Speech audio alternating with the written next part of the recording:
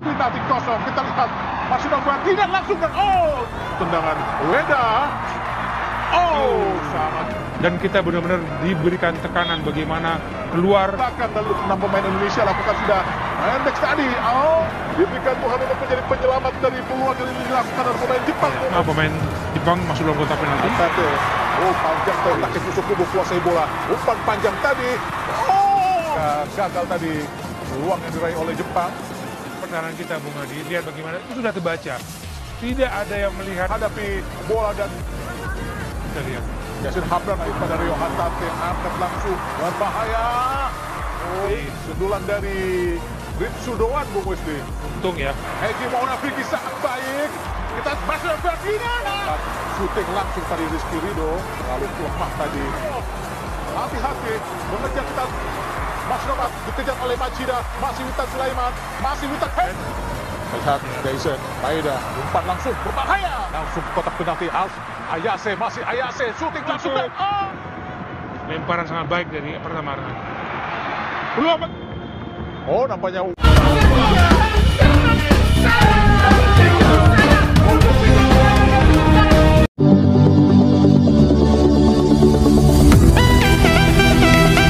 Jepang menekuk Indonesia 3-1 di laga terakhir grup D Piala Asia 2023. Samurai Biru lolos ke 16 besar, sementara nasib Garuda masih abu-abu.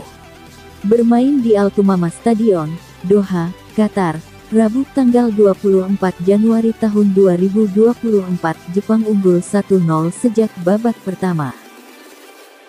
Ayase Ueda membawa keunggulan sejak menit ke-6 lewat penalti. Skor bertahan hingga jeda. Di babak kedua, Jepang bisa menambah 2 gol lagi. Pertama lewat gol kedua Ayase Ueda di menit ke-52, dan bunuh diri Justin Hubner di menit ke-88. Indonesia baru memperkecil skor di menit akhir lewat Sandy Walsh. Hasil ini membuat Jepang lolos ke 16 besar Piala Asia 2023 dengan 6 poin, menjadi runner-up grup D di bawah Irak 7. Sementara Indonesia tertahan di peringkat 3 dengan 3 poin, harus menunggu nasibnya lewat jalur peringkat 3 terbaik di laga Oman vs Kirgistan, Kamis 25/1. Jalannya pertandingan, Jepang vs Indonesia berjalan cepat sejak awal. Maklum, kedua tim memburu kemenangan guna memastikan kelolosannya ke 16 besar. Kesalahan langsung dilakukan Indonesia di menit keempat. Jordi Amat melanggar Ayase Ueda di kotak terlarang, dan dikonfirmasi oleh VAR, Ueda maju sendiri menjadi eksekutor, dan bisa menaklukkan Hernando Ari Sutaryadi.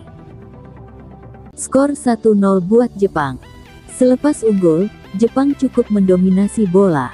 Anak asuh Hajime Moriyasu mengontrol hampir semua area lapangan, namun cukup sulit menciptakan peluang ke gawang Indonesia. Hanya 2 kali Jepang menghadirkan ancaman nyata ke pertahanan Indonesia.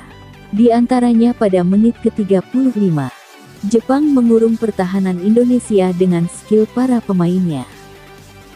Berawal dari operan Takefusa Kubo ke Seiya Maikuma, umpan tarik langsung dilepaskan ke tengah oleh Maikuma. Nakamura kemudian bisa menerima bola, dan melepaskan shots ke arah gawang.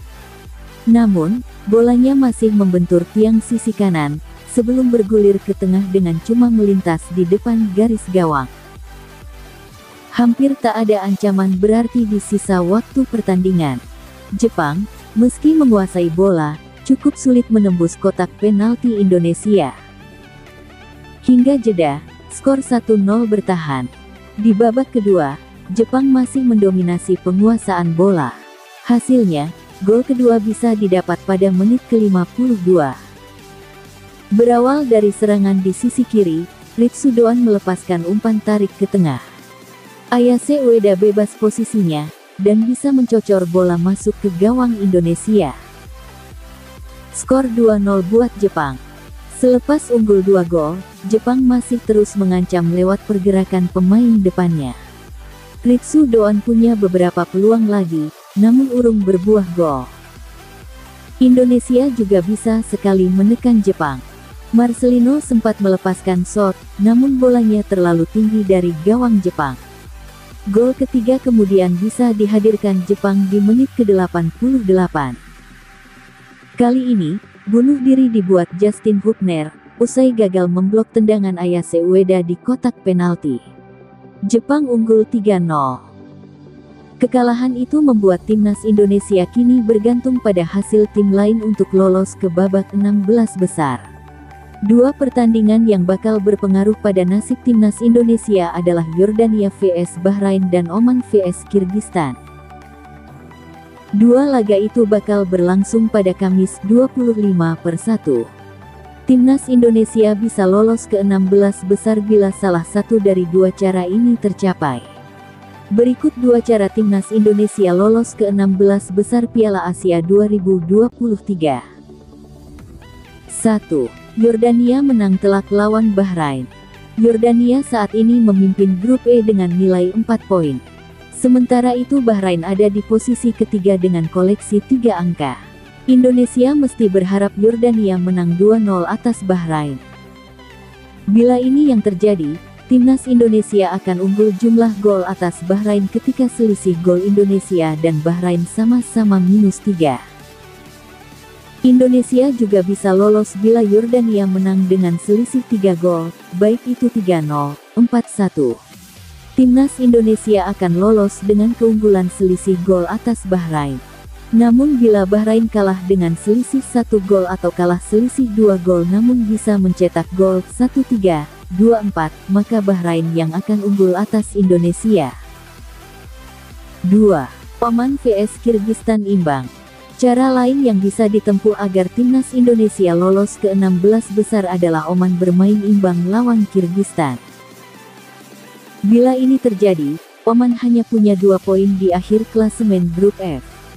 Dengan demikian, timnas Indonesia punya jumlah poin lebih banyak dibandingkan Oman. Laga Yordania vs Bahrain akan dimainkan terlebih dulu disusul duel Oman vs Kirgistan kemudian.